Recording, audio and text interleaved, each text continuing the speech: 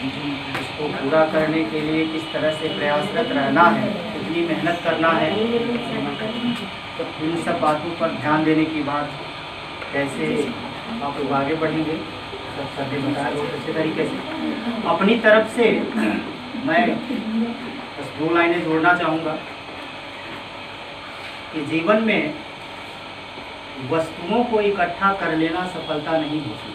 आप हेलीकॉप्टर इकट्ठा कर लो, खरीद लो, आप स्कॉर्पियो में बैठो, एसी स्कॉर्पियो में बैठो या ऐसी ट्रेन में यात्रा करो, जीवन का उद्देश्य ये नहीं।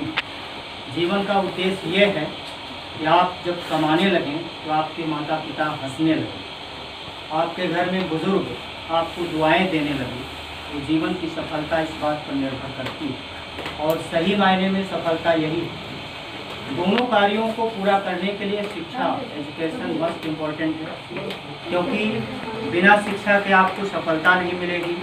और जैसा कि सर ने बताया कि आज के इस भागते दौड़ते समय में भौतिक वस्तुओं की प्रतिपूर्ति करने के लिए भी धन की आवश्यकता होती है, और उसके लिए ज़रूरी है कि आप उच्च शिक्षा ग्रहण करो, अच्छे से पढ़ाई लिखाई करो, आप सफलता प्राप्त करो। लेकिन हमेशा याद रखिएगा कि जीवन में कभी भी परिवार के बुजुर्गों का, माता पिता का या अपने आसपास जितने भी बुजुर्ग हैं, किसी भी कारण से उनका दिल नहीं दुखाइए, क्योंकि अगर आप ऐसा करते हैं तो आपकी शिक्षा मात्र साक्षरता तक सीमित हो जाएगी। आप शिक्षित नहीं कहलाएंगे, आप साक्षर कहलाएंगे, जिसमें अक्षर का तो ज्ञान होगा आपके पास, लेकिन उसका कोई उपयोग नहीं होगा।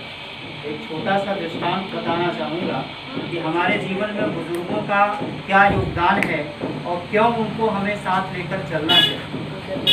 एक बार की बात है, एक ट्रेन में कुछ बच्चे, ट्रेन आकर के रुकी समस्तीपुर स्टेशन पर, और कुछ लड़के जा कर के ट्रेन में बैठ गए। लड़के शब्द पर जाइए अगर, तो जो शब्द ही है लड़के, चाहे स्कूल में रहे तो लड़के, घर पर रहे तो लड़के, रास्ते में चल रहे हैं तो लड़के, माने उनका काम ही है लड़के। तो कुछ लड़के वहाँ पहुँचे और ट्रेन में बैठ गए, और सामने वाली सीट पर एक बाबा जी बैठे थे, बुजुर्ग बाबा जी बैठे थे। जैसे ही ट्रेन थोड़ा आगे बढ़ी तो अब चूँकि वो लड़के तो चुप कैसे रहते, उन लोगों को थोड़ा किया जाए शांति से, तो अच्छा नहीं लग रहा, टाइम नहीं पास हो रहा है। तो लड़कों ने प्लान बनाया कि ट्रेन की चैन खींच करके इसको खड़ी कर दो। दूसरे लड़के ने कहा देखो ऊपर लिखा है 500 रुपये फाइन देना पड़ेगा अगर पकड़े गए।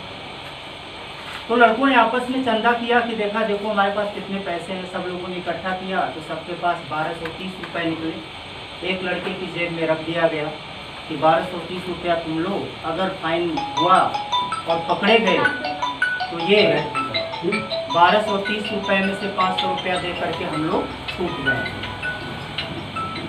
अच्छा, ट्रेन की चैन जो है खींच दी गई और ट्रेन खड़ी हो गई। हाँ, इतने में कोई पुलिस वाले आए। पुलिस जो रेलवे पुलिस थी वो अंदर नहीं प्रवेश कर पाई। इसके पहले एक लड़का प्लान बना लिया कि अरे हम लोग तो 12 लोग हैं, हम लोग कह देंगे कि चैन हमने नहीं बाबा जी ने खींचा, तो हम लोगों का पैसा भी बच जाएगा और पकड़े जाएंगे बाबा जी। तो बाबा जी बड़े दुखी स्वर में बोले, बच्चों तुम देश के भविष्य हो और तुम्हें ऐसे बुजुर्गों के साथ मजाक नहीं करना चाहिए। लेकिन लड़के तो लड़के, स्वभाव से लड़के बोले नाना हम तो यही करेंगे, बाबा जी का इनाम लगाएंगे। अब बाबा जी भी अपने अनुभव का प्रयोग किए और जैसे ही पुलिस वाले अंदर आए तो बाबा जी ने कहा, लड़कों ने कहा कि देखिए, लड़कों से पूछा गया चैन किसने खींची, तो सब लड़के एक साथ बोले कि बाबा जी ने चैन खींची। बाबा जी से पुलिस पूछताछ करने लगी। बाबा जी बोले, अब साहब मैं क्या करता, मेरी मजबूरी थी चैन खींचना। ये 12 लड़के मिल करके मेरे पास 1230 रुपया था, छीन लिए। इस लड़के की जेब में है, आप देख सकते हैं। और जब मैं मांगने लगा तो मारने की धमकी देने लगे, इसलिए मैंने चैन खींच दिया। पुलिस वाले बाबा जी की बड़ी तारीफ किए, कहे आप बड़ा साहस का काम किए, आपको तो हम लोग पुरस्कार दिलवाएंगे। 1230 रुपया भी बाबा जी को दिलवाया और सब बच्चों को रस्सी से बांध कर अगले स्टेशन पे उतार दिया। तो इस कहानी से यह सीख मिलती है कि निश्चित रूप से बच्चों के पास बहुत सारी एनर्जी होती है, बहुत मात्रा में ऊर्जा होती है, लेकिन उस ऊर्जा का उपयोग हम किस काम में कर रहे हैं इस पर डिपेंड करता है कि हमारा फ्यूचर कितना ब्राइट होगा और जिस कंट्री में हम रहते हैं, जिस देश में रहते हैं, उससे हम कितना आगे ले जाएंगे। आपके पास एनर्जी तो है, आपके पास ज्ञान भी है, लेकिन आप उस ज्ञान और एनर्जी ऊर्जा का उपयोग कैसे करते हो अपने जीवन में, इस पर भी सफलता निर्भर करती है। और खास करके बुजुर्गों के मामले में कहा गया है कि बुजुर्ग जो है वो अनुभव हैं और युवा क्या है, इस देश की शक्ति हैं। और अगर शक्ति से अनुभव मिल जाए तो सफलता निश्चित ही मिलती है। इसलिए अपने जीवन में हमेशा बुजुर्गों का आशीर्वाद लेते रहिए, आगे बढ़ते रहिए, मेहनत करते रहिए, सफलता आपको मिले। ऐसी ढेर सारी शुभकामनाओं के साथ मैं अपनी वाणी